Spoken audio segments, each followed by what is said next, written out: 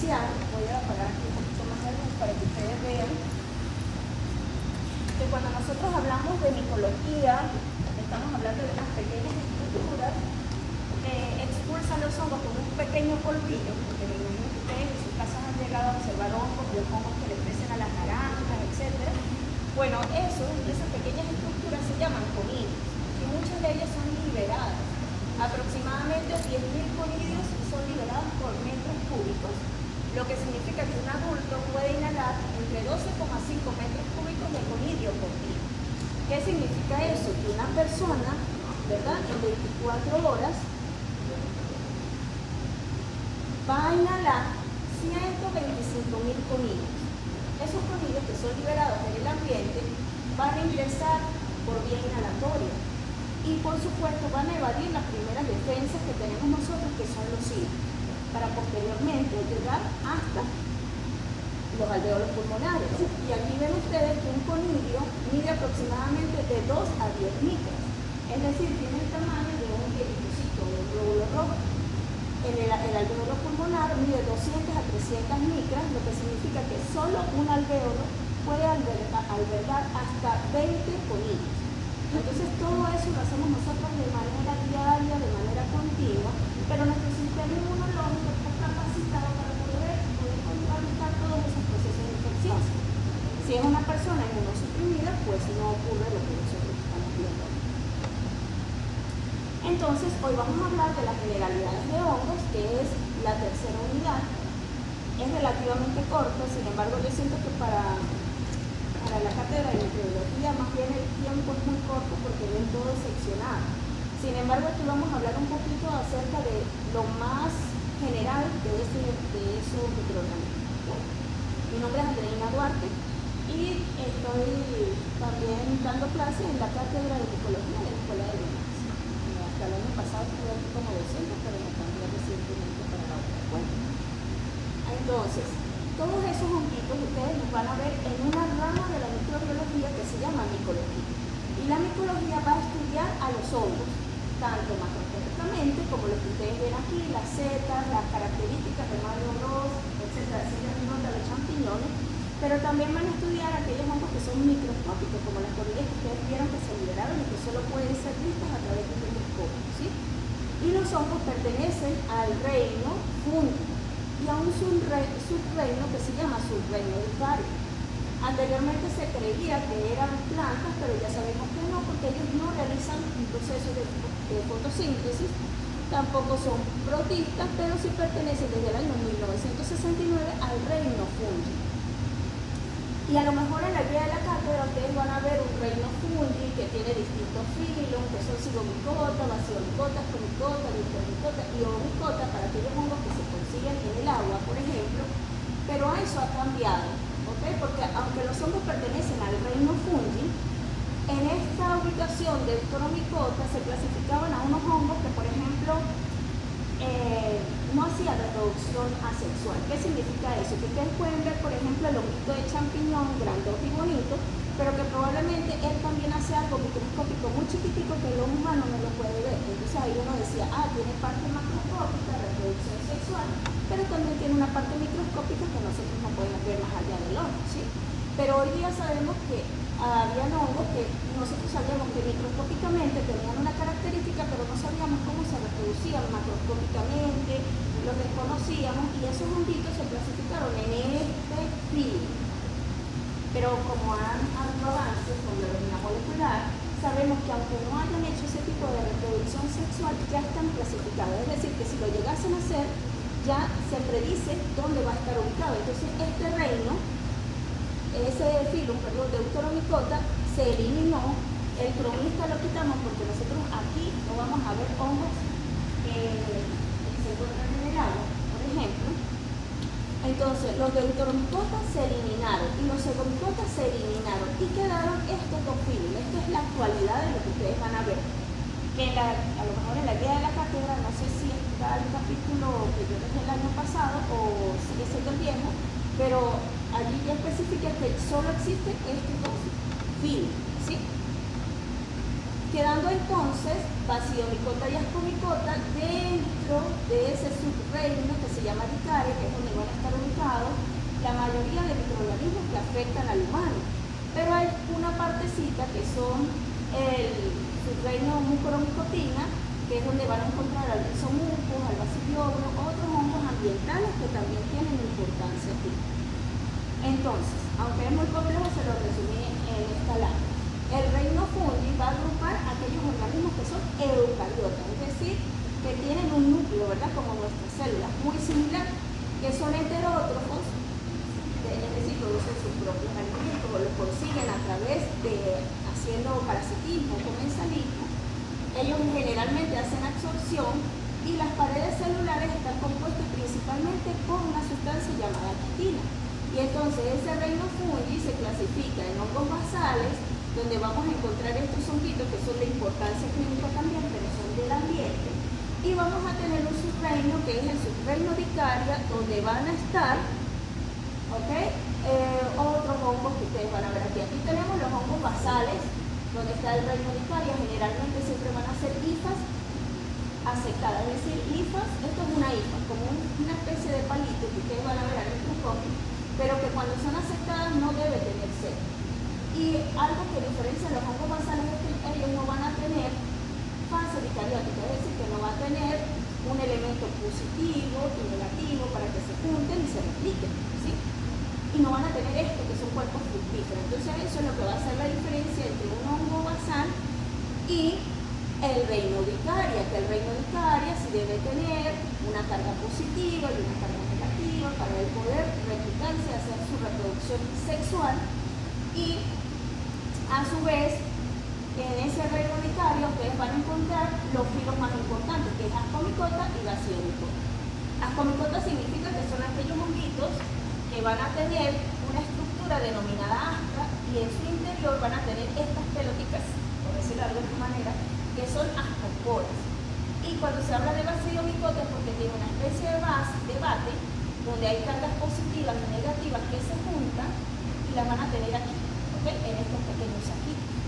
Entonces, los ejemplos comunes de los ascomicotas tenemos todas las levaduras, en su mayoría pertenecen al filo ascomicota. Está penicillium también, y dentro de los basidomicotas de importancia clínica van a conseguir a Cryptococcus, con Filobacilliela. Entonces aquí se ven los ascomicotas, como les dije, dentro de este saquito van a tener muchas ascas con sus ascosporas, y los basidiomicota que tienen que tener carga positiva, carga negativa, que a su vez se van a juntar, y cuando ya él madura, ¿verdad? Esas cargas positivas y negativas se van a liberar cada uno en estos pequeños saquitos y se vuelven a liberar otra vez al ambiente, y esa sería la reproducción sexual, que es la que nosotros normalmente vemos al hombre, ¿sí? Ese es el ciclo sexual de un champiñón, es decir, los hongos, como les acabo de comentar y en resumen, van a tener dos tipos de reproducción, sexual y asexual. Sin embargo, nosotros en micología de importancia clínica vamos a conseguir criptococcus que pueden tener reproducción sexual, y hay hongos, por ejemplo, que causan la piedra negra, que a lo mejor lo ven con la profesora Yacais, que él produce una asca directamente en el pelo, por lo menos en los indígenas. Ellos tienen ascas en su pelo y son una especie de piedra que tiene ascosporas en su interior, y ahí hay reproducción sexual. Ellos se dejan todas esas piedritas porque eso les da dentro de su sitio como un estatus, ¿sabe? Y entre más piedritas tengan y suenen, es mucho más importante para ellos de su rama. Pero son los dos únicos hongos que van a ver ustedes de importancia clínica. Entonces, ¿qué vamos a ver? Que los hongos basales no tienen septos, que no tienen pueden algunas veces tener flagelos si son los que se encuentran en el agua. No tienen realmente una fase vicariota propiamente dicha, y su pared tiene quitina, glutano y quitosano. Mientras que en el subreino urticaria, que es donde está la gran mayoría de hongos de importancia clínica, si tienen septos, esas hifas, no tienen flagelos, ellos pueden hacer reproducción sexual, por lo tanto van a tener una fase vicariótica, y tienen quitinas y tienen glutanos en su pared. Entonces, teniendo en cuenta esto, ¿qué son los hongos? Pues son microorganismos eucariotas, muy similares a nuestras células. Por eso es que al anteriormente poder conseguir un antifúngico que pudiera contrarrestar un proceso infeccioso por hongo, se trabaja con mucho cuidado porque nuestras células también son células eucariotas. Con la diferencia que los hongos tienen en la membrana plasmática ergosterol y que tenemos nosotros colesterol.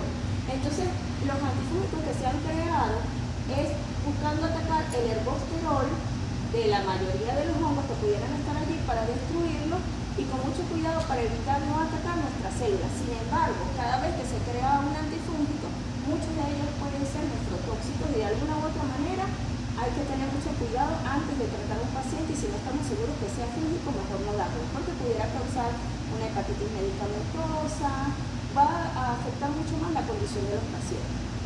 Son microorganismos heterótrofos, son ubiquistas, es decir, que pueden estar en el ambiente, bien sea como saprófitos, por ejemplo. Hay honguitos que nosotros podemos ver que son saprófitos y están en el ambiente y se van a comer, por ejemplo, algún animalito que esté muerto, van a descomponer la sustancia como por ejemplo la quitina de los animales que se encuentran allí. Las plumas pueden actuar como parásitos o como simbiontes. Se reproducen sexualmente y también asexualmente. Cuando es reproducción sexual estamos hablando de esporas y cuando es asexual estamos hablando de conidios. Y los hongos son capaces además de producir mitosis. Las mitosis son todas aquellas enfermedades que son producidas por hongos. ¿Okay? Pero el hecho de que estos hongos estén en todos lados son importantes porque de hecho ahorita está muy en boga lo que es la micología forense. Es decir, los hongos se encargan de descomponer cualquier elemento cuando de hecho un cadáver, ¿sí? Lo descomponen, etc. Entonces, por ejemplo, ocurrió un suicidio en un sitio, la idea es que estudien un poco más al interno qué hongos están allí para saber si son hongos productos de la contaminación o de la descomposición o de la contaminación del ambiente. Gracias a ellos o a esos estudios se ha podido ver cuando trasladan un cadáver de un sitio a otro porque la microbiota que van a conseguir allí o los hongos que están allí no son los que esperaban, etc. Entonces, desde el punto de vista forense hasta eso ha sido de importancia. ¿Okay? Como les dije, tienen un estado sexual y ese estado sexual es el que ustedes van a conseguir en la vida como un estado teleomorfo y un estado sexual que es el estado anamorfo. Este es como el estado perfecto de los hongos porque necesitan dos hifas genéticamente diferentes, es decir, una positiva y una negativa.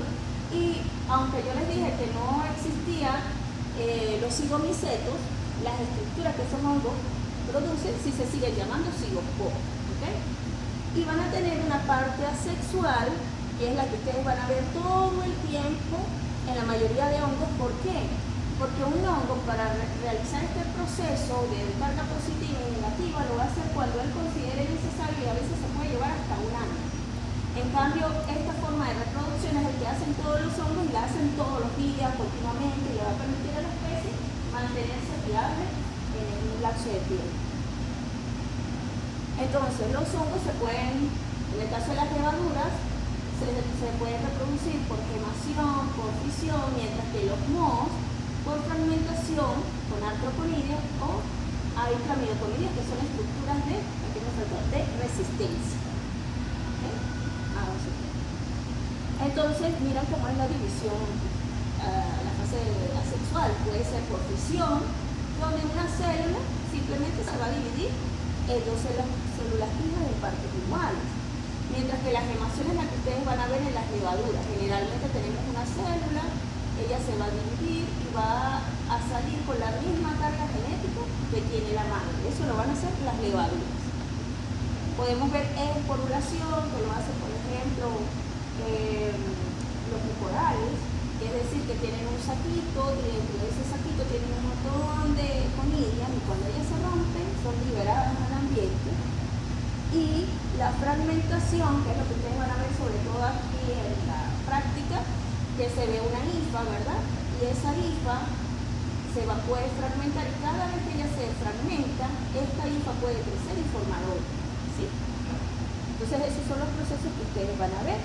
Y hay unas estructuras que las forman las levaduras, específicamente Candida albicans. El complejo Candida albicans tiene la capacidad de generar estas estructuras de resistencias y contener su material genético allí, y cuando ella siente que están las condiciones idóneas para poder otra vez reproducirse, lo va a hacer. Pero ustedes en la práctica lo van a ver con un medio que se llama Vinegar, que es una actividad práctica que ustedes van a hacer para buscar estas estructuras.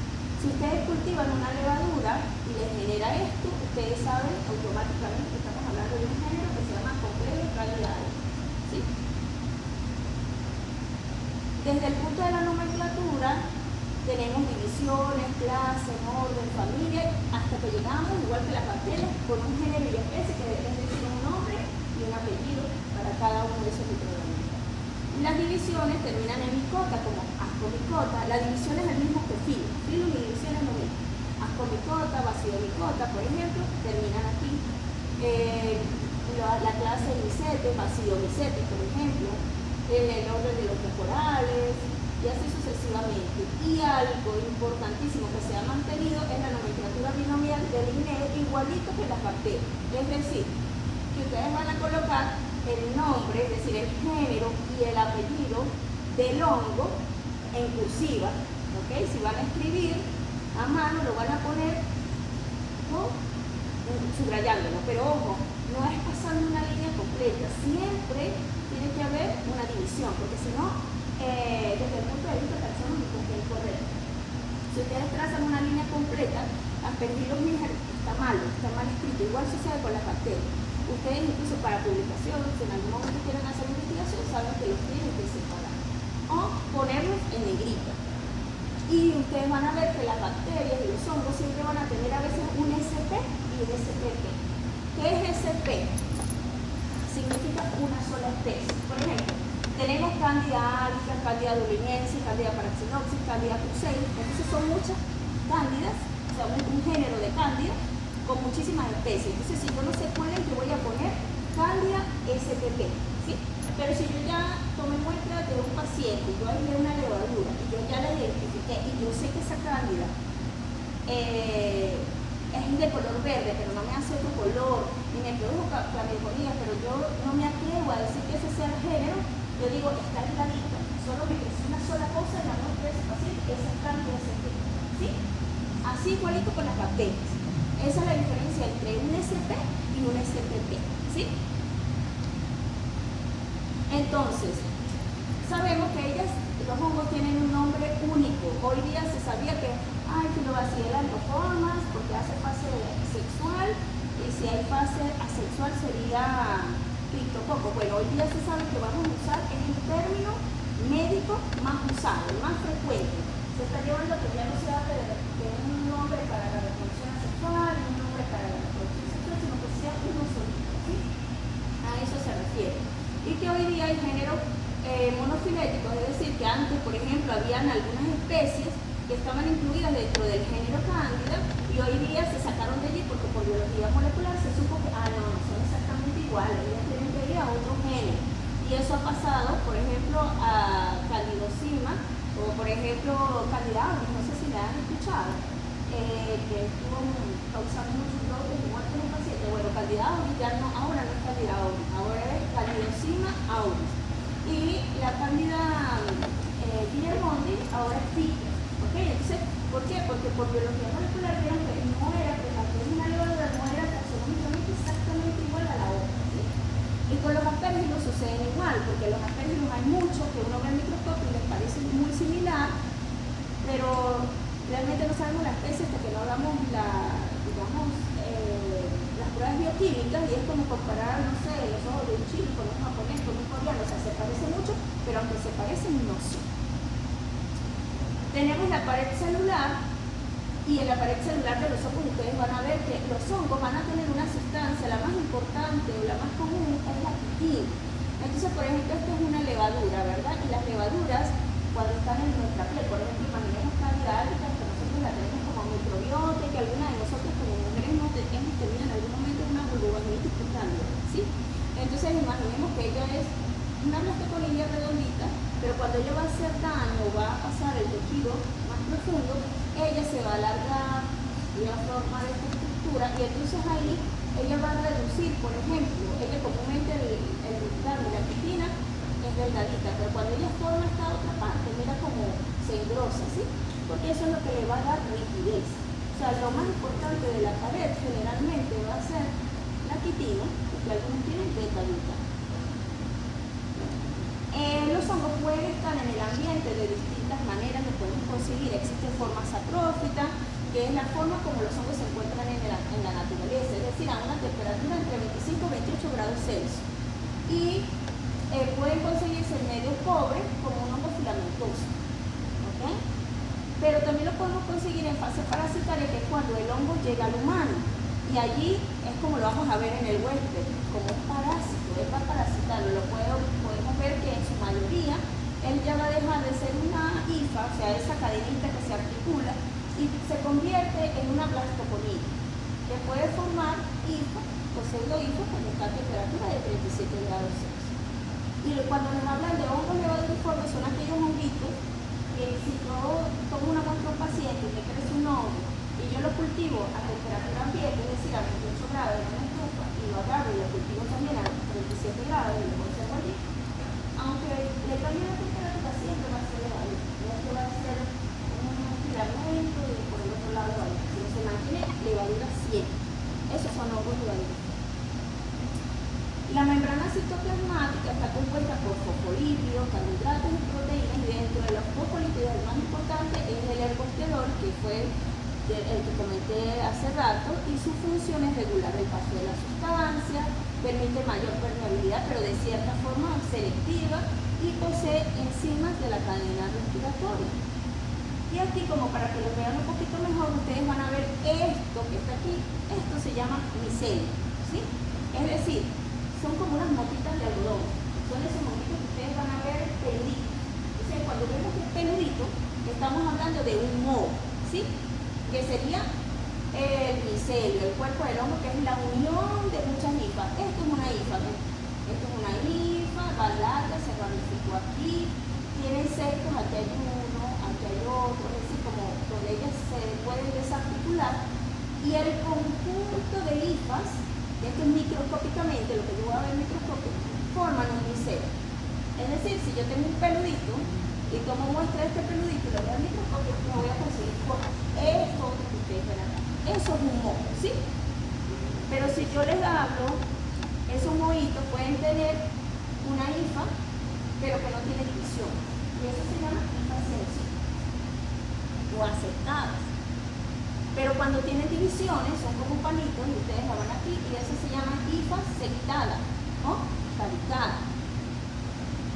Y si hablamos de las levaduras, cuando le hablamos de levadura, una cosa es moho, lo que son los peluditos. Las levaduras se parecen a las bacterias. Aquí esto es una colonia, ¿sí?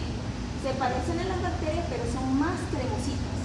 Si ustedes hacen un directo de una colonia y arrastran con un asa y lo ponen en solución salina o algo así, ustedes van a ver esto, que es una blastoconidia con una estructura circular que a veces puede gemar como un zapatito de comiquita, ¿sí?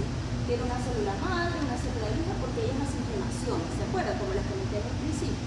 Entonces, una cosa es moho y otra cosa es levadura. Si le llaman levadura, ok, ya crece como una bacteria y va a tener blastoconidia si lo veo en el microscopio. ¿Sí? Entonces aquí las podemos ver, son blastoconidias que muchas veces pueden tener una gemación única o gemaciones múltiples, como lo ven acá. Y aquí vemos la diferencia, pues moho, peludito, levadura, tipo bacteria, pero más cremositas y son como más grandes. No son tan brillantes como son las bacterias, excepto una levadura que se llama Cryptococcus uniforme, ¿sí? Es la única que es surrealista, que incluso la describen como leche condensada. ¿Okay? Los hongos tienen mucha importancia porque desde la antigüedad los hongos se han utilizado. No sé si ustedes han escuchado a Amanita muscaria. Los indígenas lo utilizan mucho porque es el típico hongo que sale en Mario Bros. Y por algo, cuando ustedes ven Mario Bros, que Mario Bros salta y se come el hongo, lo agarra el hongo, empieza a alucinar, ¿verdad? Porque Amanita es alucinógena. Entonces, ponen a secar la manita, le quitan la parte de arriba, como la cascarita, que es un sombrerito, y lo ponen a secar, y lo pueden fumar, o lo hacen mucho los indígenas, y le traen alucinaciones. Por alguna razón, Mario Bros la tiene, ¿ok? Entonces, se han utilizado para muchos fines, son alucinógenos, son medicinales, etc. Pero hoy día los hongos, a pesar de que de hecho se han utilizado para preparar algunos antibióticos, la penicilina es gracias a penicilina, ¿sí? Se han utilizado utilizado para preparar también vacunas. Los hongos se han utilizado para generar la cerveza, porque, por ejemplo, cuando ustedes están tomando cerveza, están utilizando Saccharomyces cerevisiae. Esa es la que ustedes están tomando, ¿ok? Si tienen el queso roquefort, por ejemplo, también están comiendo hongos, porque es gracias a ellos, los champiñones, etc. Pero hoy día se está creando el cuero vegano, ¿sí? Que es a partir de los hongos de las setas grandes, les hacen su tratamiento y hoy día se hacen carteras. De hecho, este bolso, le coloqué que es un bolso que es hecho por una casa comercial, que ustedes ven aquí, que es la Milo, la casa comercial Milo, y se están generando este tipo de bolsos para sustituir el cuero de los animalitos. Entonces es cuero vegano. Pero también se está utilizando, porque la NASA, o sea, los estudios que están haciendo Chernobyl, es llevar esos micelios grandes hacia el espacio. ¿Para qué? Para crear casas en el espacio a partir de ellos. Entonces es un estudio que está haciendo ahorita la NASA, de hecho es un plan que ellos tienen, para poder llevar o hacer casas en el espacio para ellos quedarse o hacer mayores estudios. No sabemos si pueda traerle consecuencias a la galaxia, probablemente sí, porque es estéril en teoría y piensan llevar eso, no lo sabemos. Pero bueno, se está haciendo ese tipo de trabajo. Y la empresa Milo, que es la que crea carteras, recientemente firmó con Adidas y ahora Adidas está diseñando zapatos gracias al cuero vegano. Entonces, no todo lo que se trata de hongos es malo, hay muchas cosas que son buenas. Se está utilizando incluso para las vacunas, o como un recombinante para crear la vacuna contra hepatitis B. Se está utilizando en la vacuna Gardasil para generar una respuesta gracias a Saccharomyces cerevisiae. Se están haciendo ensayos contra el cáncer gracias a igual a esta misma levadura que es con la que se crea la cerveza. Y está en fase clínica experimental crear una vacuna preventiva contra los antígenos de cándida y de Rickettsia, pero eso está en ensayo. O sea, significa que los hongos sí tienen gran importancia, lo que pasa es que estaba muy, o sea, como que no se estudiaba mucho. A casi nadie le gusta la ecología, pero hoy día sabemos que trae un desafío de salud pública porque aproximadamente 3.8 personas mueren en el mundo por esos honguitos. Y ustedes son muy importantes porque ustedes son los que van a dar la asistencia clínica. Ustedes son los que van a decir, sospecho de un hongo, manda a cultivar esa muestra, toma la muestra y la envía a un laboratorio, ¿verdad? Para poder hacer el diagnóstico. Esos hongos afectan 1.000 millones de personas y las muertes anuales han aumentado, sobre todo cuando se trata de pacientes que tienen VIH, que tienen cáncer, ¿okay? Que tienen COVID. Y la micosis, como les dije, son todas aquellas enfermedades ocasionadas por hongos, que esas enfermedades pueden ir desde las uñas de los pies hasta la cabeza. O sea, cualquier parte de nuestro cuerpo puede tener hongos. Antes se pensaba que, no hongos, porque solo están en las uñas, etc. Y quizás no le dan importancia sino a la parte estética, pero hoy día sabemos que, por ejemplo, un paciente con una celulitis o una erisipela y vuelve a tener celulitis y erisipela, ustedes tienen que ver si ese paciente tiene hongos y quitarle ese hongo, porque esa es la puerta de entrada, ¿okay? Para que ese paciente tenga la recurrencia con esos otros microorganismos que son bacterianos. Entonces, sí tienen importancia. Un paciente que tiene un honguito en la uña y no le da importancia, pero es un paciente que van a trasplantar y lo van a inmunosuprimir, ese honguito tiene que curarlo porque puede pasar al sistema circulatorio. Entonces es muy importante, los hongos van mucho más allá de la parte estética y causan una alta mortalidad.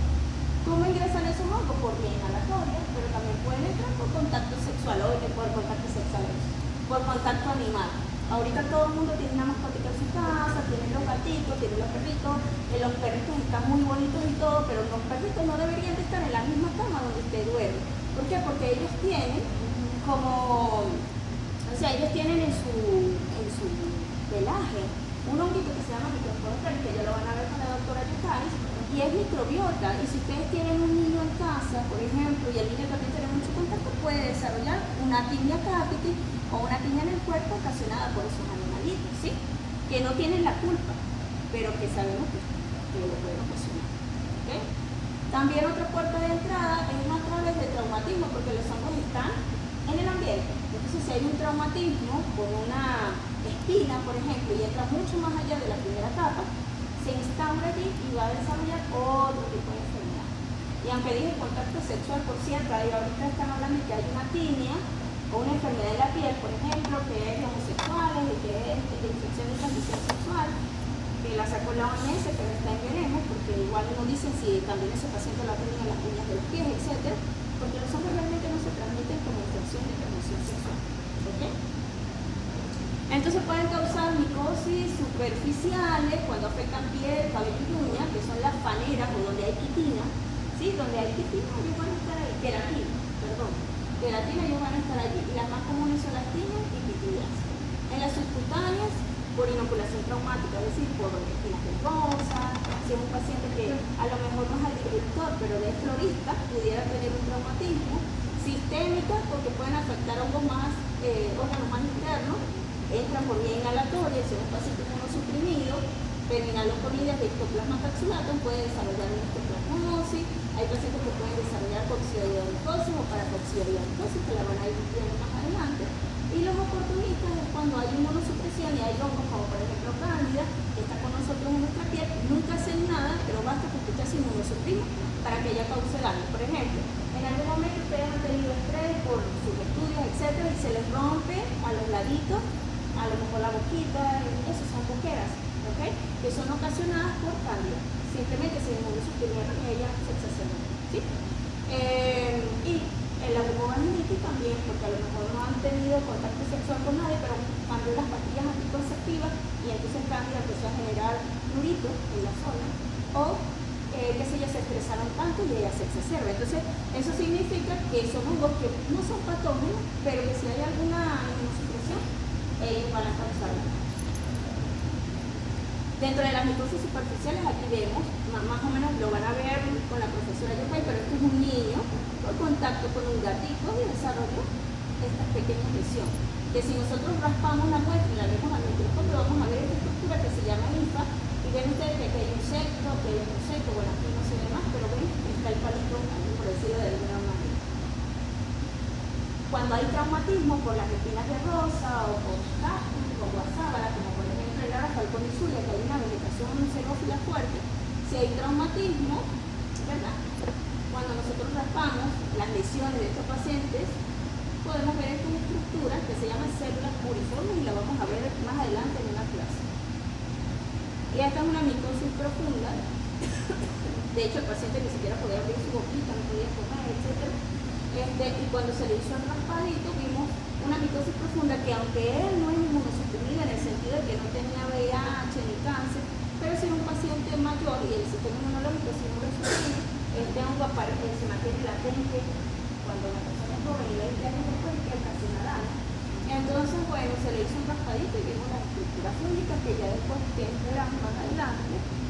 Pueden causar micosis oportunistas y aquí pueden ver este paciente que lastimosamente entró por una cetoacidosis y 3 días de hospitalización el paciente comenzó a presentar una necrosis a nivel del paladar y se empezaron a aflojar los dientes. Cuando se le tomó muestra vieron esta estructura que ven ustedes que es una linfa de qué tipo, ¿cómo la ven? Sin tabiques, entonces es una linfa cenocítica o afectada del ambiente, ¿ok? Entonces son hongos ambientales que ustedes van a ver, por ejemplo, cuando hay una fresa que se descompone, que lo ven blanquito con unos puntitos negros, ese es el hongo. Y este es el mismo hongo que ustedes escucharon en COVID, que decía el hongo negro, el hongo negro, el hongo negro. Es este mismo hongo. Realmente no es un hongo negro. Ven aquí, es un hongo clarito, es llanino, es translúcido. Lo que es negro es la lesión, porque causa necrosis en el sitio donde está, porque es muy amplio-invasivo. Y esa es la razón por la cual cuando en la India hubo tantas personas con el hongo negro, es porque ellos son vegetarianos, lo que más había eran residuos de vegetales, por supuesto se descomponen, estaban disponibles en el ambiente, estaba el COVID. ¿Qué le dan en COVID? Le van a dar inmunosupresores, y los hongos y los inmunosupresores no se llevan bien, y bueno, así es trago. Cuando hay un paciente así, pues prácticamente las probabilidades de vida son escasas, porque en realidad lo que tiene que quitar es esa zona afectada, es un poco más allá, o sea, imagínense quitarle esta parte del paladar al paciente, o sea, es realmente muy traumático. Por eso era que los pacientes en la India se suicidaban, ¿okay? Y realmente pues ellos vivían en ese ambiente donde había muchas conillas, una montaña de conillas literal, y además ellos se colocaban el estiércol de las patas para que los protegieran, ¿okay? Entonces sumaron muchas cosas y por esa razón ese país tuvo tanta mortalidad. Y hay micosis oportunistas, como las Bacillus o Cryptococcus, que por lo menos en el caso de cripto puede causar meningitis en el sistema nervioso central, obviamente. Ingresa por vía inhalatoria, pero tiene un toque a nivel del sistema nervioso central. ¿Qué es lo más importante que ustedes tienen que hacer aquí? La anamnesis. Aquí esto es clave. Aquí ustedes son los más importantes en el primer paso. La anamnesis, o sea, anotar bien los datos del paciente, de qué sospechan, no simplemente colocar investiguen hongo. Y ya, si ustedes más o menos tienen que saber a qué hongo se están refiriendo. Los datos clínicos epidemiológicos aquí son fundamentales. Luego el segundo paso es la toma de muestra, a veces lo hacen ustedes, a veces lo hace un biologista o el micólogo. Se hace el examen directo de esa muestra y se cultiva para luego hacer pruebas quizás inmunológicas, otras pruebas como por ejemplo biología molecular, se hace susceptibilidad y ya ese sería el tercer paso. Pero ustedes son clave en la parte, en el primer paso. Y luego hacemos diagnóstico a través del examen directo cultivo y utilizamos métodos no convencionales como el automatizado, el diagnóstico y biología molecular, que sí se hace, pero biología molecular en este país es muy costosa. O sea, nosotros seguimos haciendo diagnósticos con métodos convencionales, es decir, examen directo, cultivo, que sea una serología, el médico hace rayos X y así nos vamos orientando. ¿Okay? Pero ustedes son importantes llenando estos datos. Y es importante que cada vez que reciban a un paciente con sospecha de alguna micosis, ustedes pregunten, ¿tienen contacto con tierras, plantas, agricultores, incluso floristas, etcétera? ¿Dónde vive ese paciente? Si es en una zona urbana, rural, cueva, otro. Hace 20 años, ¿dónde estuvo? No recuerda que vivía en otra zona, porque por ejemplo, si sospechan de paracoxi, como les digo, paracoccidiomicosis no lo va a adquirir el paciente de 20 años atrás. Por eso es que antes esa enfermedad no le daban importancia para nada, porque era solamente de Latinoamérica. Pero ¿qué pasó? Hubo la migración de los venezolanos. Pero yo no estoy en Venezuela desde hace 20 años, pero desarrollé una paracoccidiomicosis en Europa. Y es por esa razón, sí, 20 años después. Por eso es que ahora a los europeos les interesa conocer paracoccidiomicosis, a los estadounidenses les interesa saber qué es una paracoccidiomicosis porque ahora se han tenido casos, pero son casos de personas que han migrado. Eso es lo más importante. Para el clínico eso es lo más importante. El sitio de la toma de muestra y la técnica de la recolección va a variar dependiendo de la micosis. Ustedes tienen que ver, ok, tiene un hongo en la uña, pues es de la uña donde tienen que tomar la muestra, o del pelo, o etcétera, etcétera. Sí, ese sitio es importante. Hay una lámpara que se llama lámpara de Wood con luz ultravioleta de 365 nanómetros. Esa es la que nosotros encerramos a un pacientito en un cuarto oscuro y le ponemos esa lámpara y tú ves, y si brilla, por ejemplo, el pituitas versículo va a brillar a dorado, y cuando hay afección por el hongo del gato, por ejemplo, y afecta un niño en la cabeza, va a brillar verde por la luz ultravioleta. Entonces eso lo orienta. Y eso solo lo podemos hacer cuando hay esta sospecha de pituitas o de tinea parroquia. La muestra debe ser tomada en cantidad suficiente, o sea, el doble de lo suficiente. ¿Por qué? Porque vamos a hacer examen directo y vamos a hacer día. ¿Sí? Entonces tiene que ser la mayor cantidad que me permita recuperar ese hongo. Tomar medidas de asepsia y antisepsia con alcohol al 70%, y si la lesión está ulcerada, pues la van a limpiar con agua estéril dependiendo, ¿ok? Porque si está muy abierta esa lesión, yo no le voy a poner alcohol, porque voy a hacer sufrir a ese paciente. Entonces lo vamos a limpiar con vasito y suficiente solución salina. Y por supuesto tomar la muestra antes de la instauración del tratamiento. Pero si por alguna razón ustedes ya le colocaron tratamiento, tienen que colocar qué tratamiento, cuánto tiempo se lo están dando, cuántas dosis, etc. Y algo muy importante es la técnica de recolección. Ojo con esto. Si yo voy a tomar una muestra del cuero cabelludo, por ejemplo, aquí estamos raspando el cuero cabelludo del paciente y tomando muestra de aquí, la muestra es una cosa y la técnica es otra, ¿sí? Es decir, esta es técnica de raspado, ¿sí? Yo estoy raspando. Pero ¿cuál sería la muestra? ¿Ah? No es cuero cabelludo, ¿qué otro? Células epiteliales, muy bien. Células epiteliales o células epidérmicas del cuero cabelludo, ¿sí? Esa es la muestra. Y la técnica, por supuesto, es raspado. Y en este caso, si es de la uña, ¿cuál sería la muestra? Células epiteliales de la uña. Escamas epidérmicas o que se llama detritus unguial, ¿okay? La muestra de detritus. Y en ese caso, o trozos de uña. ¿ok? Porque no le vamos a quitar la uña completa. Si la estamos tomando un pelito aquí al niño, ¿cuál creen ustedes que sería la técnica? Extracción. Ah, sí, puede ser una técnica de extracción o de depilación. ¿Y la muestra? Ahí sí es un folículo. Sí, muy bien. No, el folículo no. Es porque el folículo es no. una muestra de hacer una biopsia y tomar. Sería de un pelito, que es lo más fácil que nosotros podemos hacer, ¿ok? Y para un niño es terrible tomar muestra, más bien nosotros tomamos por la pinza lo más pegado para que no empiecen a llorar y le tenemos un caramelito y eso para entretenerlos, porque son un caso serio. En el caso de la uña, la técnica cuando uno corta con este instrumento, se llama pinza juglia, ¿okay? Que lo utilizan los traumatólogos, o los odontólogos. Entonces tomamos un trozo de uña, esa técnica se llama onicotomía. Es la muestra de detritos de uña, trozos de uña.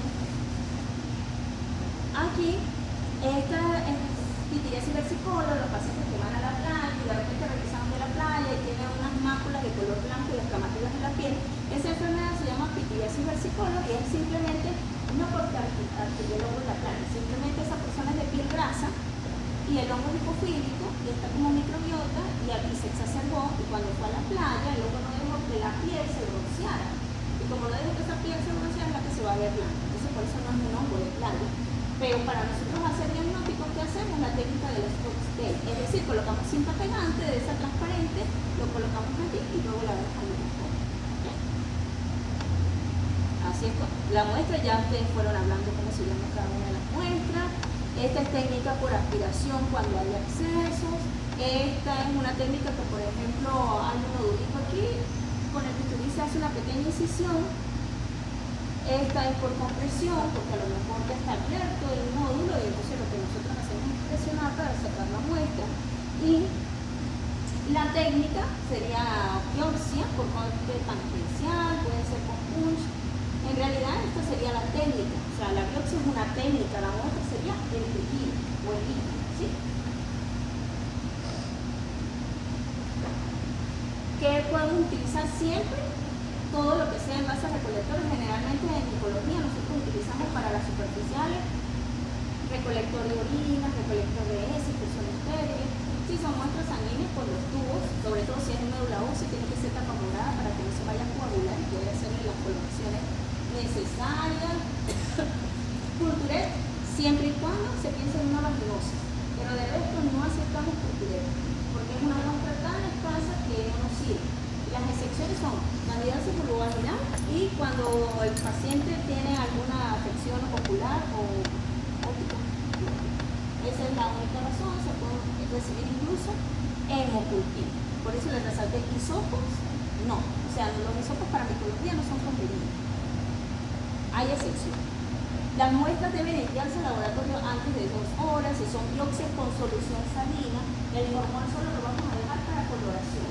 Si ustedes en algún momento mandan una muestra para cultivar hongos y la mandaron en formol, perdieron la muestra, ¿okay? Porque el hongo no crece, ya lo mataron con el formol. Pero sí les sirve para hacer coloraciones. Las escamas epidérmicas, cabellos, etcétera, nos pueden enviar en plaquitas de Petri, en sobres de papel, en láminas por objeto. Y algo muy importante, chicos, toda muestra que ustedes tomen, a lo mejor hoy viernes les tocó tomar una muestra a un paciente y el laboratorio cerró, siempre y cuando es una muestra estéril, como líquido cefalorraquídeo, sangre, muestras estériles ustedes pueden dejar a temperatura ambiente. Pero si es una muestra contaminada, debe ir refrigerada. ¿Ok? Ojo con eso. Muestras estériles, siempre a temperatura ambiente. Esta es una muestra súper mal tomada, ¿ok? Porque esta es detritos de uña, pero la cantidad de detritos de uña que colocaron aquí de paso entre 2 láminas por objeto, chévere, porque generalmente entre 2 láminas no se va a quedar adherido el material al plástico, porque ya está en vidrio. Pero es tan escasa que o hago examen directo o hago cultivo, ¿sí? Por eso que la muestra tiene que ser suficiente. Y no porque vea un examen directo o negativo no significa que no me crezca, porque a lo mejor yo tomé esta escama y la vi al microscopio, pero aquí no había esta, pero a lo mejor en esta sí y esta sí. ¿Ves? Entonces eso es o sea, no porque un examen directo me dé negativo significa que no esté el hongo, ¿sí? Porque yo no estoy tomando exactamente la misma muestra para cultivar, por ejemplo en las uñas. ¿Qué van a utilizar ustedes en el laboratorio? Hidróxido de potasio, a veces hidróxido de potasio con tinta Parker, tinta china, la que consiguen en Arterial, la de los chinos chino, que viene tal cual con su eléctrica china, que es bueno. El azul de cotón, lactofenol, aceite de inmersión, que es importante que en KOH y tinta aparte ustedes lo van a usar cuando tengan pelo, cuando tengan uñas donde hay queratina, porque el KOH va a degradar la queratina para que la estructura fúngica la puedan ver. La tinta china cuando hay líquido cefalorraquídeo, ¿para qué? Para ver la cápsula del hongo, de la levadura. El azul de cotón y el lactofenol es para ver los hongos que ya crecieron, que lo tenemos en la plaquita y yo lo quiero visualizar al microscopio. Entonces lo puedo montar con azul de cotón, si el hongo es blanquito y si el hongo es negro, lo observo con azul de lactofenol para que se vea más bonito y no tan fuerte la coloración. Aceite de inmersión, si hago una coloración, ¿okay? Y solución salina, por ejemplo, si yo tengo una levadura y la tengo en una plaquita y no tengo otra cosa, puedo usar solución salina para verla en el microscopio.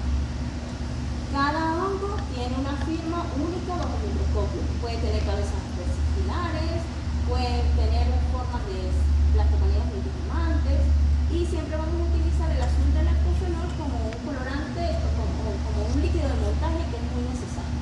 Entonces todo esto se llama, ¿cómo se llama esto? Todo lo que está ahí. Moho, es un moho. Y si yo lo estoy viendo en tantas proporciones, aquí está un cultivo o un micelio, ¿sí? Estos son micelios, el conjunto de ellos. ¿Qué medios van a tener ustedes en el laboratorio? Saburó, que es un medio electivo, ahí no va a crecer todo tipo de hongos. Ahí es un medio que tiene glucosa y ellos van a crecer allí. Un medio electivo y diferenciador que puede ser un lactrimel, que es el que tiene leche, tiene miel, tiene harina de trigo, ahí es donde van a crecer los dermatofitos, por ejemplo. Y un bilis agar, que es donde es un medio sólido, que ustedes van a tomar la colonia, las que son de levaduras, que sospechan que sean candidáticas, la van a colocar con una asa en punta, lo inoculan y esperan 24, 48 horas y van a observar esas pamidocolías que fueron las que yo les mostré al principio, que tienen doble pared, y que, o pared gruesa, y que son estructuras de resistencia, ¿sí? Pero en micología nosotros usamos muchos medios diferentes a las bacterias. Podemos tener saburón para antibióticos, saburón con cloranfenicol más harina de trigo, DHI como las bacterias, eso sí se puede utilizar, y micocel, que es un medio que tiene tanto antifúngicos como antibióticos, para inhibir aquellos hongos que son ambientales, y que yo digo, bueno, en una muestra de uña hay de todo, hay muestra de crecer de todo, hay bacterias y hay de todo. Entonces yo voy a utilizar este medio de cultivo porque me va a inhibir los ambientales, y me va a dejar que crezca solo el dermatofito, por ejemplo.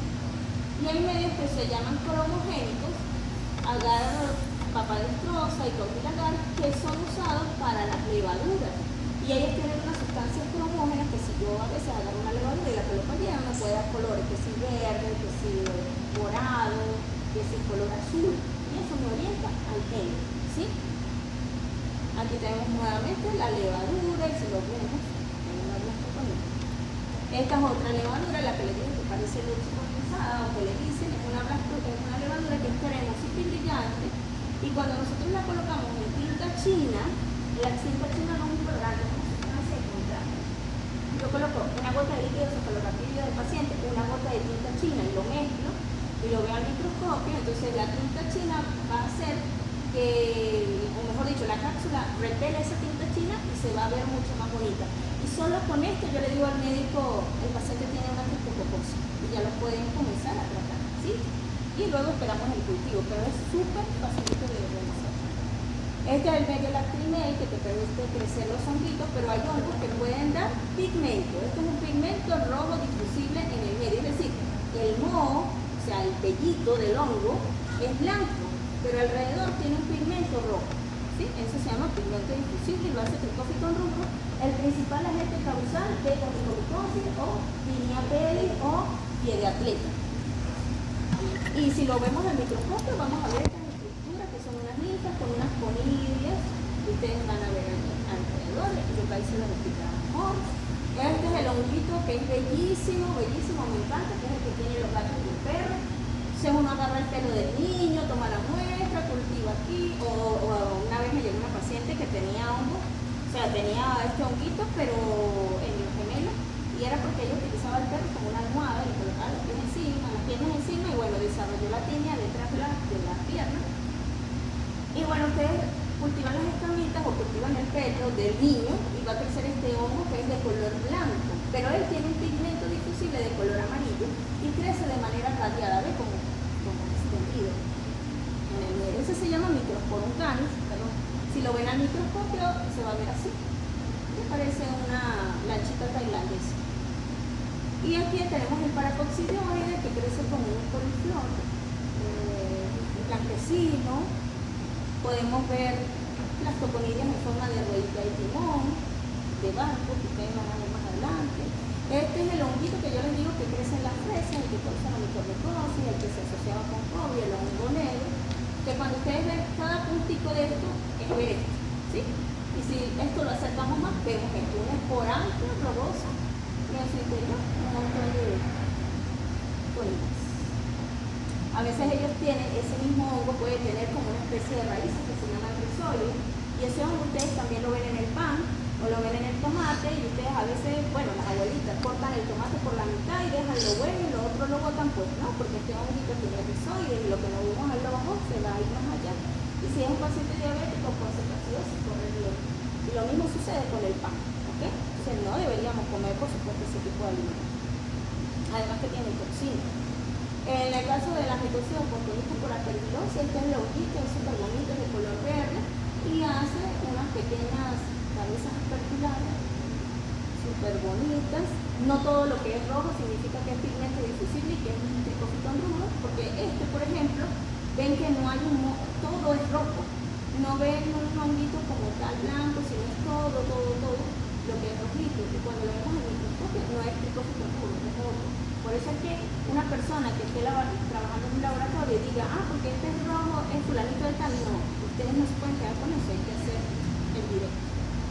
Y por último, aquí ven que los animalitos también pueden causar micosis. Ahorita hay muchos erizos que están regalando como mascota tropical y está buscando una tinea que se llama Trichophyton endoteniae y por lo tanto, y está el irisén, que también lo produce y es muy resistente a la terminología.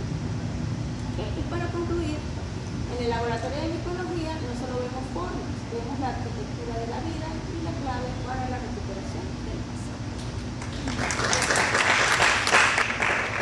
Disculpen lo extenso de la clase, pero era muy